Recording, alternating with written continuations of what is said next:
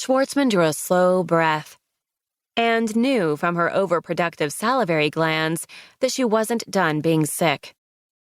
"There you are." Hal's voice. Without turning to look at him, Schwartzman raised her palm to keep him from coming closer. Hal had been the one to drive her home post-op, to get her set up for those first couple of days when she could barely make it from bed to the bathroom and back. Since then, he'd been watching her like a hawk.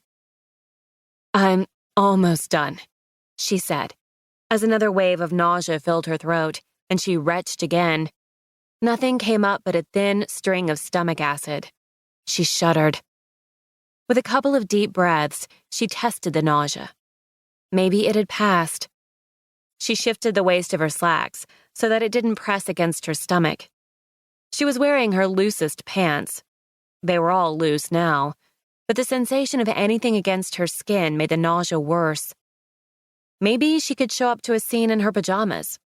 At least she might get there quicker. "Take this." Hal pressed a travel package of tissue into her palm. The pressure in her stomach was gone. She pulled a tissue free of the pouch and touched it to her mouth. Much better. "Take your time." She took a few slow breaths and stood upright. When she felt confident she wouldn't vomit on the homicide inspector, she turned toward him. "How'd you know I was here? Someone hear the sound of retching?"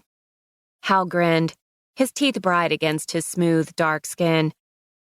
"I think they heard your car, but it might have been the vomit that tipped them off." He wore a gray button-down and a black blazer, more formal than usual. He looked sharp. "I can't believe you can just stand there and watch me." She returned to the car for the tin of mints and put 2 in her mouth. "It doesn't make you sick, watching someone throw up?" "Nope," Hal said, a little proudly. "It does me," Schwartzman admitted. "I watched a patient throw up in the OR in med school. The anesthesia made her sick. She'd had chicken salad for lunch, and it came back up. You could see the red peppers and the asparagus." She stopped herself before the image filled her mind. Even the thought of it made her gag. "I had to leave the room, ran across the hall, looking for a bathroom, and ended up in an empty OR. Vomited all over the floor in a sterile room." Hal's booming laugh made her smile. "I'll bet that made you popular with the cleaning crew." "Not very."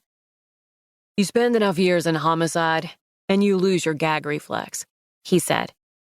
"Anytime we get a new inspector, I end up watching somebody vomit. At least the first few scenes." "I hadn't thought about that," she said.